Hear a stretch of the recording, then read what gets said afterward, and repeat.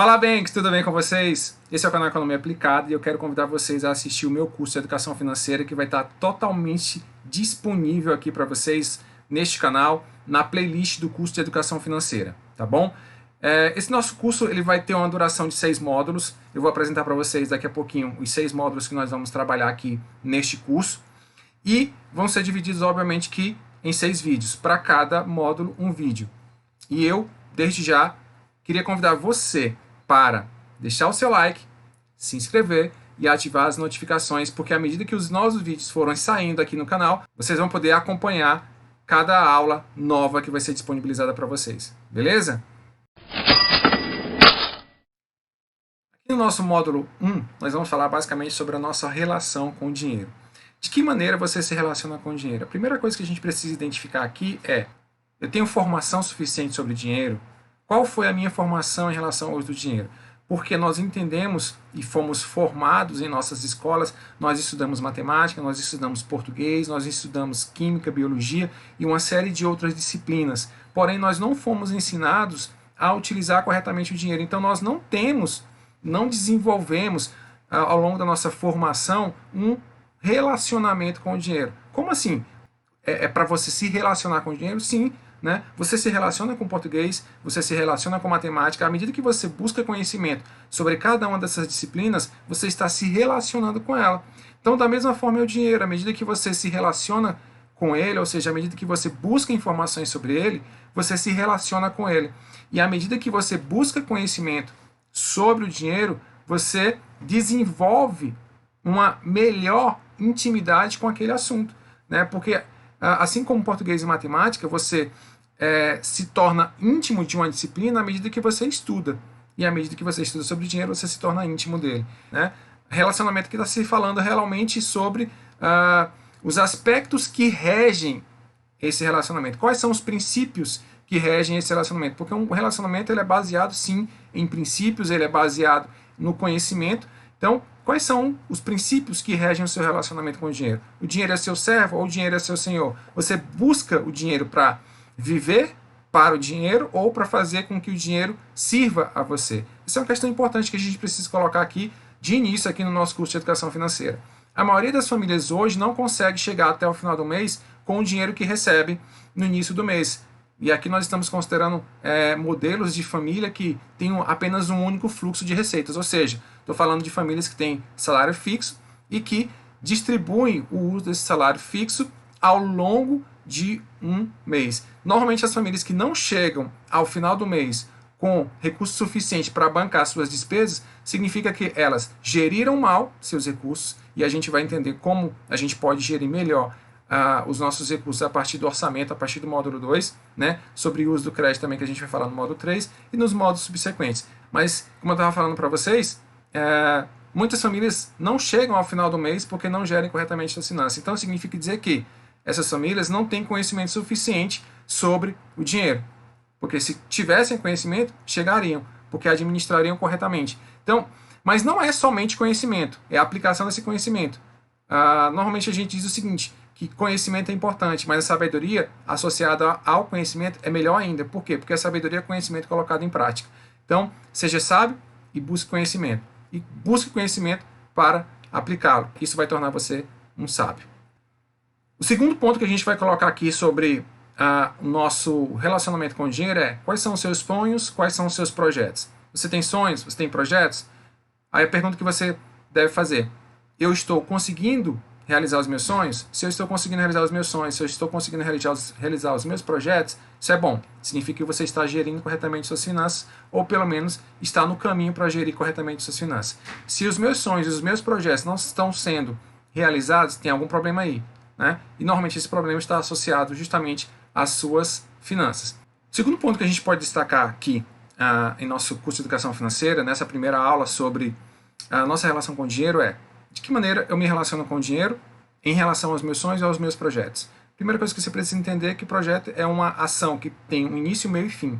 E o sonho é aquilo que dá sentido a você, que dá um propósito para que você possa realizar. Ou seja, é um objetivo. Né? De maneira qualitativa, a gente pode dizer que sonho é um objetivo. Mas é importante que a gente faça uma diferenciação entre sonho, metas e metodologia. Tá? Sonho é aquilo que se pretende alcançar. A meta é aquilo que você pretende alcançar, mas com uma quantificação. Ou seja, a meta nada mais é que um objetivo quantificado. Por exemplo, quando você está falando sobre perder peso, você está querendo perder peso. Quantos quilos você quer perder? 5 quilos. Então, perder peso é o objetivo, né? É o propósito, é aquilo que você pretende alcançar. Mas quantos quilos você quer perder? 5 quilos. Então, essa é a meta. Tá? E a metodologia é aquilo que você faz para alcançar essa meta. Então, meu objetivo é perder peso. Ao perder peso, eu quero quantificar quantos quilos eu quero perder. 5. E como é que eu vou fazer isso? Eu preciso mudar a minha alimentação, eu preciso fazer caminhada, preciso fazer algum tipo de atividade esportiva. Então, o passo a passo, ou o como fazer, se relaciona à metodologia. E nossa relação com o dinheiro não é diferente. Então, se você tem um sonho, você precisa qualificar esse sonho, né? Qual objetivo você quer alcançar, estabelecer uma meta para esse sonho, para esse objetivo, né? E estabelecer um passo a passo, como você vai alcançar. Então, esse sonho, esse projeto, ele pode ser realizado dessa forma, estabelecendo um objetivo, estabelecendo uma meta, estabelecendo uma metodologia. E eu vou mostrar para você ao longo desse curso como estabelecer objetivos, como estabelecer metas e como realizar isso. Ou seja, qual a metodologia que você vai utilizar. Eu tenho uma metodologia própria e eu vou mostrar para você como eu faço isso. Beleza? Antes do nosso ponto 3, eu quero gastar um pouco mais de tempo com você falando sobre o que é projeto. Né? Já mostrei para você o que é um objetivo, o que é uma meta e como estabelecer uma metodologia. O que é um projeto? Projeto é uma atividade, uma ação que tem início, meio e fim, como eu já falei para vocês anteriormente. Então, se eu quero alcançar um objetivo, né, eu estabeleço as metas associadas a esse objetivo e estabeleço uma metodologia, eu tenho elementos que vão fazer parte do meu projeto. Por exemplo, projeto carro. Né? Esse é um projeto. O que eu vou fazer para comprar um carro? Eu vou estabelecer uma metodologia. Como assim? Primeiro, eu preciso entender que para eu comprar um carro, eu preciso estar com as minhas finanças organizadas. Mas além de uma finança organizada, eu preciso destinar recursos especificamente para aquele projeto. Então, dentro do curso de educação financeira que eu tenho, eu vou mostrar para vocês alguns tipos de poupança. Né? Dentro da poupança estratégica, nós temos basicamente 3 tipos, que é a poupança para emergência, poupança para projetos pessoais e poupança para investimentos. Dentro da poupança estratégica, nós temos a poupança ou a reserva de dinheiro que vai ser aplicada para a realização de projetos pessoais. Então, por exemplo, a compra de um carro envolve um sacrifício temporário, né? A gente costuma dizer isso que é uma troca intertemporal. Você deixa de consumir no presente por meio de um financiamento, por exemplo, por meio da obtenção de crédito, para comprar no futuro. Então você se abstém de um consumo presente para, poupando, realizar esse consumo no futuro. Isso é o que a gente chama de troca intertemporal. Né? Da mesma forma que o crédito no presente é uma troca intertemporal. Você antecipa o seu consumo agora no presente, mas compromete sua renda no futuro. Então é isso que a gente chama de troca intertemporal. Mas projeto, voltando aqui para o projeto, é uma ação que tem início, meio e fim. Então, projeto carro, você estabeleceu uma metodologia para adquirir o carro, ou você comprou o carro. Então, terminou. Esse é o projeto. Né? Você estabeleceu o objetivo, a meta, em quanto tempo você vai comprar o carro? 2 anos. Beleza. Então, você estabeleceu um objetivo, que era comprar o carro, estabeleceu a meta, que era 2 anos, e estabeleceu a metodologia. Qual vai ser a metodologia, por exemplo? Vou deixar de sair aos finais de semana para um restaurante para poupar esse recurso para compra do carro. Eu faço normalmente 2 viagens por ano, então eu vou deixar de fazer 2 viagens por ano para fazer só uma viagem e poupar recursos para comprar o carro. Então você estabeleceu alguns critérios para que você possa atingir aquele objetivo, né? A metodologia que você vai utilizar para atingir aquele objetivo, beleza? Então, o projeto, na verdade, ele responde a 2 perguntas importantes. Onde você está e onde você quer chegar. Se você sabe onde você está, mas não sabe onde quer chegar, você está perdido.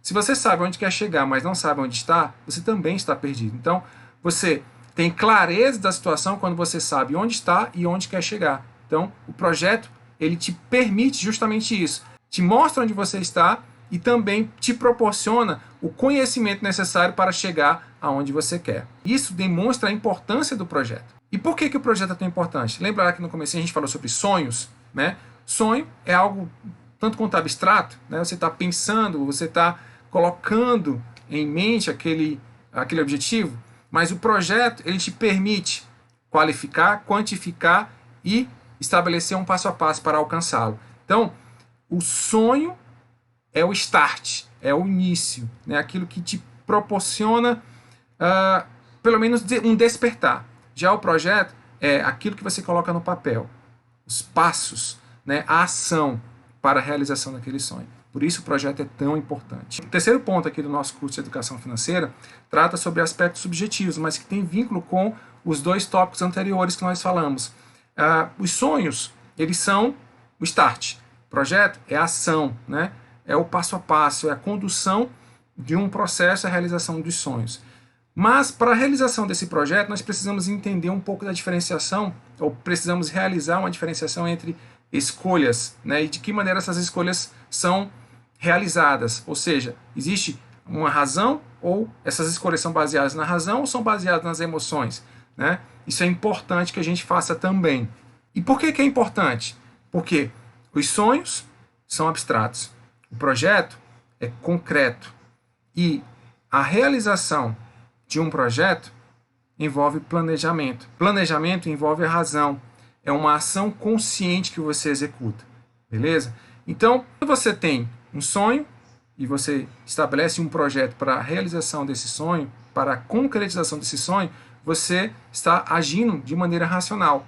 Quando você compra por impulso, a gente entende que essa é uma relação emocional. Então, quando você estabelece um projeto, você tem uma relação racional com o uso do dinheiro. Quando você compra por impulso, você tem uma relação emocional com o uso do dinheiro. Então, essa é uma diferença importante que você precisa realizar no momento em que você está consumindo, ou quando você está consumindo por emoção, ou você está consumindo por razão, ou seja, com critérios de planejamento bem definidos. Tá? Isso é importante.